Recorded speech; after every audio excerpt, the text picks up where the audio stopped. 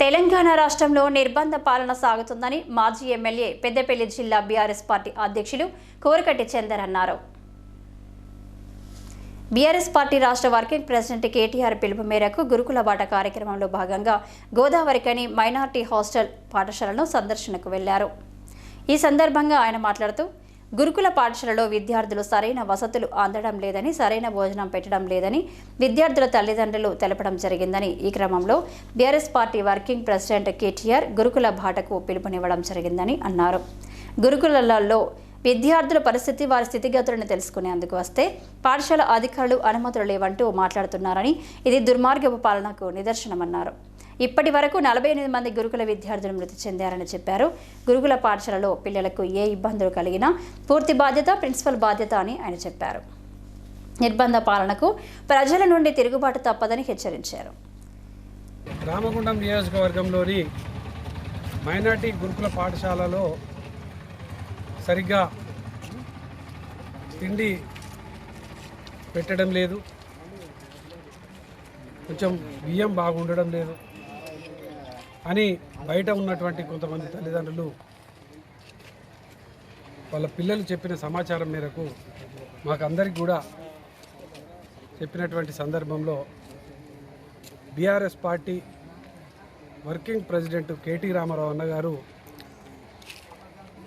BRS party ఆధ్వర్యంలో ఈ గురుకుల బాట కార్యక్రమానికి పిలిపించినటువంటి నేపథ్యంలో ఇప్పటికీ ఈ సంవత్సరంలో 48 మంది విద్యార్థులు చనిపోవడం జరిగింది.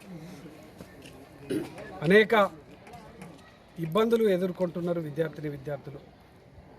వీటిపైన ఈ యొక్క ప్రభుత్వం పట్టించుకోవడం లేదు. ఆనాడు కేసీఆర్ గారు గురుకుల పాఠశాలలు ఏర్పాటు చేసి పేద పిల్లలకు ఒక మంచి విద్యను అందించాలి అనే ఒక మంచి గొప్ప ఆలోచన కొద్దీ ఈ పారిశ్రామిక ప్రాంతంలోనే కాకుండా అన్ని నియోజకవర్గాలలో గురుకుల పాఠశాలను కూడా ఏర్పాటు చేసినటువంటి సందర్భంలో వారి సంబంధించినటువంటి పిల్లలందరూ కూడా గొప్పగా చదవాలని తల్లిదండ్రులు పంపిస్తే ఇలా ముక్కు పచ్చలారనటువంటి పిల్లలు 48 మంది మృత్యువాత పడ్డటువంటి సంగతి కూడా మనం కళ్ళారా చూసినాం.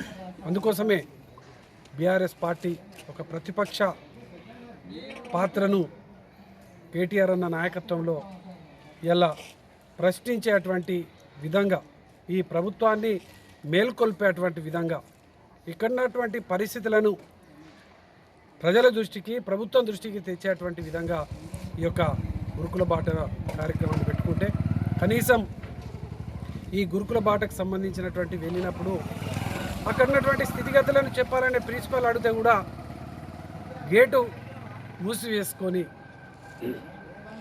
అనుమతి లేదని మాట్లాడుతున్నటువంటి పరిస్థితి నిజంగా దుర్మార్గం. ఇంత నిర్బంధ పాలనతోని అసలు పిల్లలను ఏం చేస్తారు, అసలు ఆ పాఠశాలను కొనసాగిస్తారా లేదా?